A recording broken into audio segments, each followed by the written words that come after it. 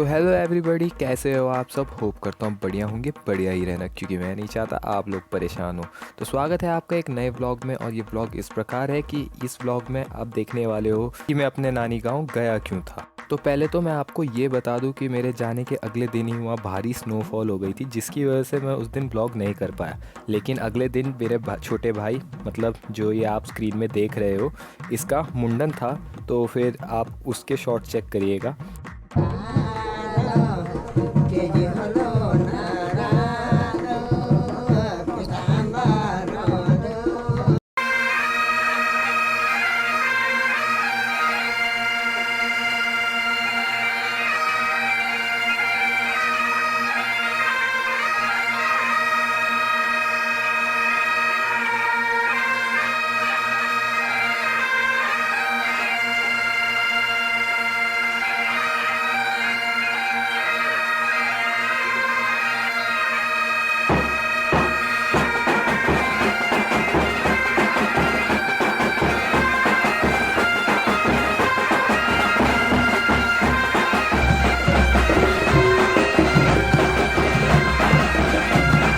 अंदर पूजा ख़त्म होने के बाद अब बाहर मुंडन करने का समय हो चुका था।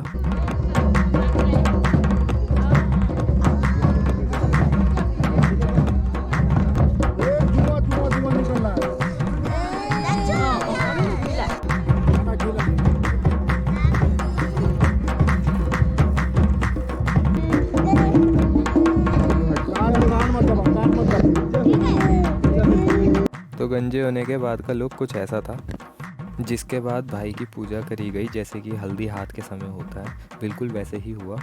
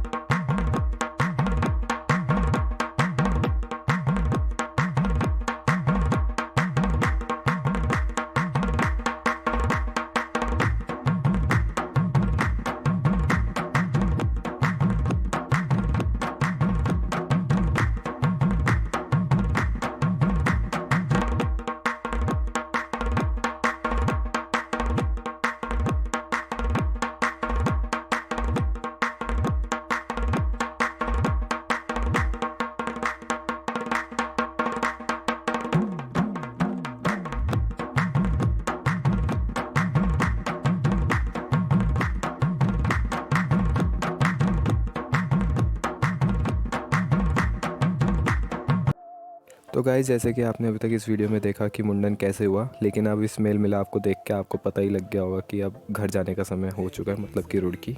और जैसे कि मैंने आपको पिछले ब्लॉग में भी बताया था कि मेरे गांव की रोड छोटी है, मतलब कि पतली है, जिसकी वजह से कि एक समय पे एक ही गाड़ी जा सकती है।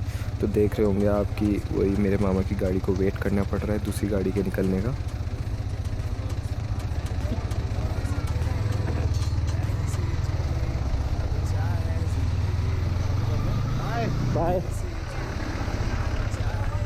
तो गाइस, जैसा कि अब आप देख रहे होंगे कि मैंने अपने मामा की गाड़ी को आगे जाने दिया है, क्योंकि इन रोडों पे बहुत शार्प टर्न्स है, जिसकी वजह से बड़ी गाड़ी के आगे से होने का बहुत ही अच्छा फ़ायदा मिलता है बाइकर्स वगैरह को।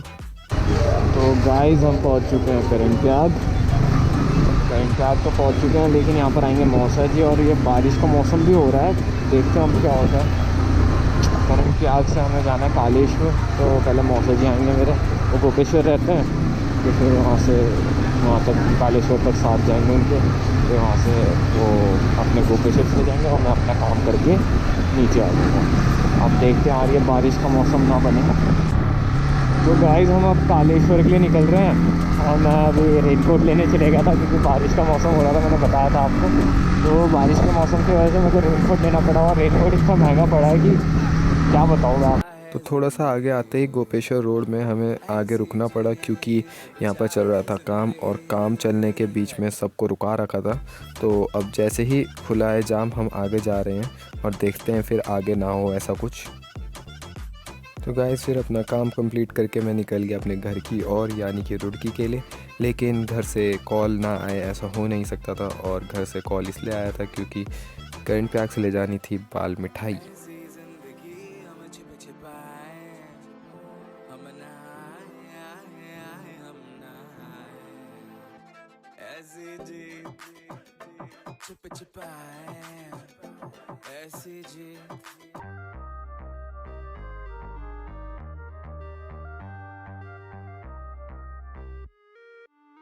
दिल की धड़कन से तो आए जाना। लेकिन गोचर पहुँचते पहुँचते रोड पे कीचड़ होने के कारण हमारे कैमरे के आगे बहुत ही ज़्यादा कीचड़ जमा होने लगा था, और देखते ही देखते पूरे कैमरे के लेंस में कीचड़ हो चुका है, और अब इसे साफ़ करना पड़ेगा।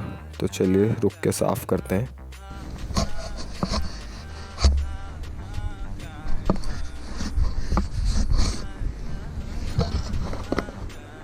तो गाइस हम गोवा बीच पहुंच चुके हैं, लेकिन वो बहुत ज़्यादा कीचड़ हो चुका है गाइस। जूतों की हालत देख रहे हो,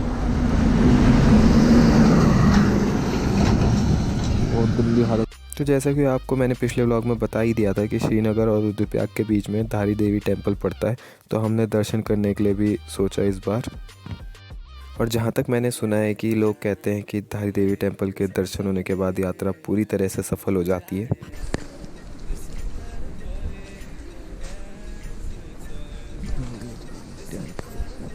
तो श्रीनगर पहुंचने के बाद मुझे अनुज भाई भी मिल गए थे, क्योंकि वो मुझसे पहले निकल गए थे और मैं कालेश्वर अपना काम करके आया। तो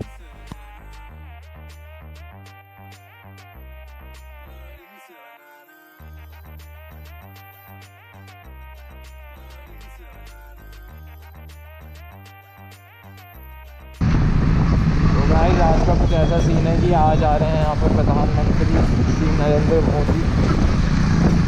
तो इतनी सारी पुलिस और जनता इकट्ठी हो रही है, शायद इसी ग्राउंड में आ रहे हैं, तभी यहाँ पर बहुत सारी पुलिस वगैरह लगी पड़ी है। तो गाइस श्रीनगर से निकल तो चुके थे, लेकिन थोड़ा सा आगे आते ही हमें कुछ ऐसा दिखा कि ये नज़ारा चेक करें आप, और ये आपको दिखाए बिना हम रहे ऐसा हो नहीं सकता। हम हैं हजारों में, अब की कमी जरा है, हर चीज खास है, अब है जो है वो समा है, तुम रह सकी तो रबा है, अब है जो है वो समा है, तुम रह सके, ऐसी जीत अब चाहे जिंदगी, ऐसी जीत अब चाहे जिंदगी है।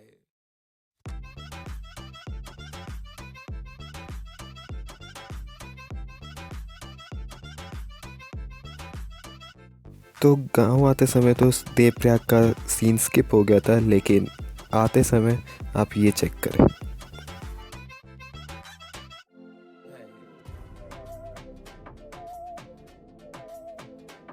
और देखते ही देखते थोड़ी स्पीड में चलने के बाद हम पहुंच चुके थे बहुत ही जल्दी हरिद्वार, और हरिद्वार के बाद पहुंचेंगे हम अपने घर रुड़की। तो इसी के साथ इस व्लॉग को यहीं पे एंड करते हैं, और मिलते हैं ऐसे ही किसी नए व्लॉग में। तो तब तक के लिए टाटा बाय बाय, और ऐसे ही सपोर्ट रखिए क्योंकि हमें अच्छा लगता है।